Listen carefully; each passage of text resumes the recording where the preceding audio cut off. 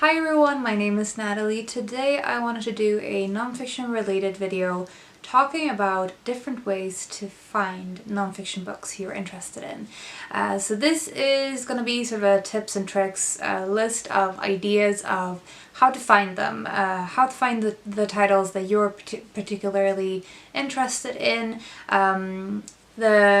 I've talked about some of these things in previous videos sometimes when I've talked about specific nonfiction books, or in I think I did a video called How to Read More Nonfiction, something like that, where I mentioned a few of these. But I thought that I would gather them all here since we're still in the middle of Nonfiction November. One of the things that can be a little bit daunting as you get into nonfiction is to find your own niches within this broad spectrum. Nonfiction isn't really a genre in itself, it's more of a umbrella term for a lot of other sort of specific subgenres. But I thought that I would give you some hints of how to find your own niches and navigate the broader scope of nonfiction. So hopefully something in this video will be helpful to you. Also, I wanted to mention something that I've mentioned once before, that I am a Blackwell's affiliate. So basically what that means is that if you use the link that I have included in the description to buy books from Blackwell's, I get a small commission for each purchase through that link. I wanted to mention it because I've fixed this link and it's always in the description of my videos, but I've only mentioned it once in video format because I always forget about it. I'm not going to be saying that every single time. I just wanted to make that point.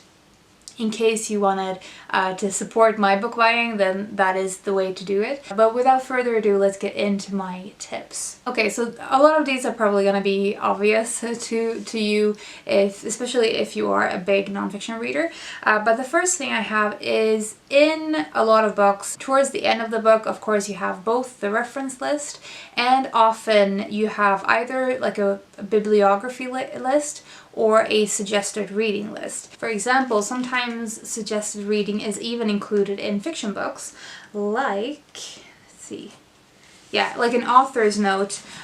This is from Sarah Waters' Paying Guests, and she includes books she read as research to write this book. So, for example, many books help to inform and inspire this one. I am particularly indebted to the following. And then she lists some of the books that she used as references and as a sort of background research to write this fictional story. But often, of course, with nonfiction books, you have like a list either of suggested reading or where to go next with the same topic, or you have like a bibliography with texts that have been the most important for the writing of this particular nonfiction book.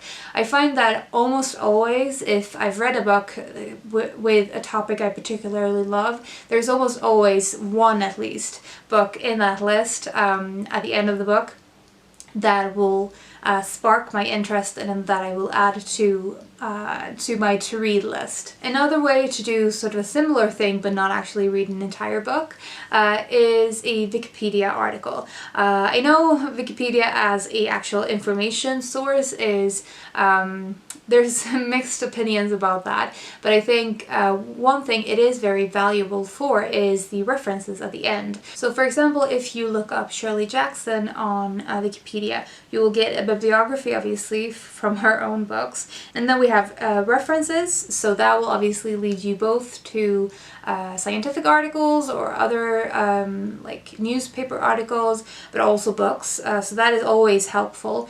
And then works cited, so that could be sort of where the big books on the particular topic is included. Like for this instance, we have several Shirley Jackson biographies and some other books as well that are sort of related to her.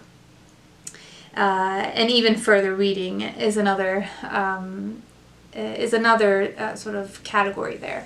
So even though Wikipedia as an actual information source is more questionable, the links to is actually very helpful if you are looking for a book on a particular topic and you have no idea where to start.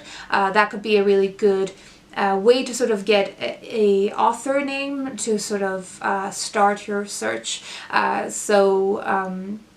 That is often something I use specifically when I'm looking for a biography of a particular person. Usually a lot of the big sort of biographies that has been written about someone is included somewhere in that Wikipedia article.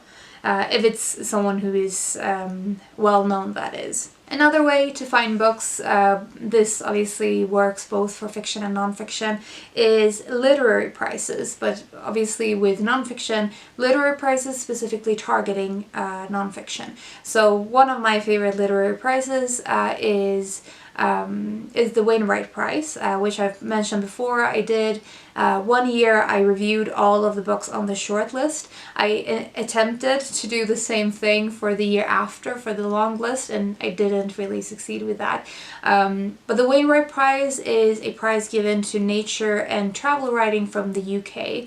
Both the long list and short list is a resource of books in those genres of sort of the last most recent year of publishing in the UK. And so even if you are not actually following the price very closely, those kinds of lists are always useful as resources. There's a lot of books that I'm interested in from the previous years as well that I haven't gone into, and Foxes on Earth is another one that has been, I think, shortlisted for one of the previous years. So finding a prize that is in a particular genre of nonfiction is really useful. There's also, for example, the Royal Society Insight Investment Science Book Prize. Their shortlist included books such as The Great Pretender by Susanna Cahalan, The Body by Bill Bryson, The World According to Physics by Jim Al-Khalili. Really any literary prize that is sort of specifically an area of nonfiction that you're interested in can be really helpful in finding out about books that are sort of renowned in the particular area. My next tip is basically bookstore browsing. So this is pretty much an obvious one, but I think in general finding bookstores that have a really good curation and sort of recommendations from the staff, that's often a really great way to find out about new books that you haven't heard of or books that just sounds exciting to you. So one of the stores that I'm thinking of is Waterstones. They have their website, their online bookstore, have everything, all of the books divided into categories. So for example, there's nature and there's science and etc. And even within nature, there's several subcategories. So for example, we have wildlife, and within wildlife, I think it's again divided into sort of bigger and smaller animals and that kind of thing. I often use Waterstones for new nature nonfiction that I have missed somehow, and I find it's usually really useful for me with the search function and the browsing on their site, because it's very easy to use and easy to sort of filter and everything. A bookstore with a staff that has a particular taste that you get on with, that is really helpful in finding out about books that might not have been put on your radar before. So especially this is true for indie stores, of course. You can also do the browsing thing, of course, with a library, and it kind of depends on what kind of library you have. But for me, for example, usually I can filter and search for specific subjects. If the library is doing their part in actually writing down sort of tags for all of their books and putting them into particular subjects, then you should be able to find things that way. My next tip is not to use Goodreads, because Goodreads is useful in a lot of ways. They have this readers also enjoyed, and they also have the shelves, of course, on the side which the members use to organize a particular book. But actually, in terms of finding a particular kind of book, Storygraph is better. So Storygraph is sort of a it's supposed to be a alternative to Goodreads. It's not quite there yet. It's still in the early days of Storygraph, but I will link Roxy, who did a wonderful, very thorough walkthrough of what Storygraph's all about and how she uses it and everything. When you're trying to search for basically what your next read is going to be, you can choose fiction or nonfiction or both, and fill in that, and then you can also choose sort of the mood of the nonfiction book. For example, you have tags like hopeful, informative, reflective, that kind of thing, and it's more a list of adjectives, so it's more the tone and the mood of the book rather than being like genre specific, and I find it a very helpful way to search for books. It's especially helpful if you already have a list of to read list on the site and you want to decide on which one to choose next. Another way to find nonfiction is, of course, Booktube. Obviously, if you find booktubers that talk a lot about nonfiction, you're going to hear about a lot of interesting nonfiction titles, and I think, generally speaking, a lot of people who read a lot of nonfiction on Booktube read a variety of genres as well. In general, one of the really helpful ways to find both booktubers that talk about nonfiction and specific nonfiction recommendations is the Nonfiction on Booktube tag that was created by Olive at a Book Olive. It's basically people doing this tag who do talk about nonfiction and who do read nonfiction. A few of the questions in the tag asks you to talk about specific nonfiction book titles. So watching these videos will be both helpful in finding people and finding books. So definitely go check out these tag videos for more recommendations through the Booktube community. And similarly, my last tip here is to check out the Nonfiction November hashtag on Instagram that I am doing with Olive all throughout this month. It's just called Nonfiction November 20, a daily photo challenge all through the month of November to go alongside Nonfiction November. So basically it's each day is a different prompt and you are encouraged to share nonfiction books related to the prompt. We did this last year as well for the first time, and it was a blast to see all of the various nonfiction books that people showed and shared on there last year.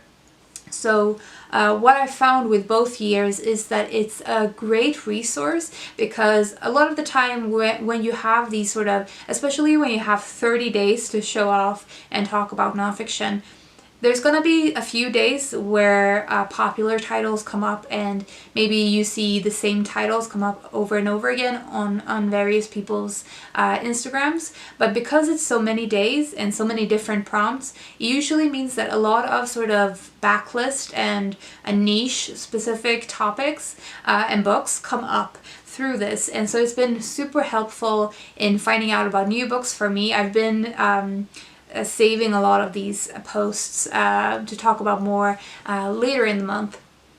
But I would strongly recommend either following Nonfiction November 20, the hashtag, or just sort of browsing the hashtag, because honestly it's been, it really brings a lot of interesting titles up to everyone's attention, and I think it's a fantastic resource, especially if there's a particular prompt that fits with a area of nonfiction you were interested in. You should definitely go check out the hashtag either from this year or last year as well.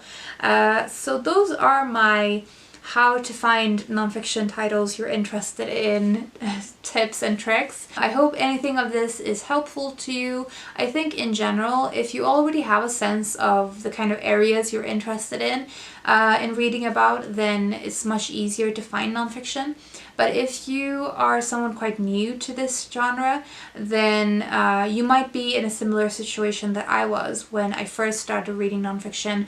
I was reading mainly bestsellers, and I think it wasn't until I discovered my own areas and niches within nonfiction that I fell in love with this form of writing. So that's really what I'm trying to convey through this video, that if you put in some effort in finding your own areas and topics and things that excite you, then usually nonfiction just comes to life in a different way. That was all I wanted to say. I hope you're doing well and you're taking care of yourselves, and I will talk to you all soon.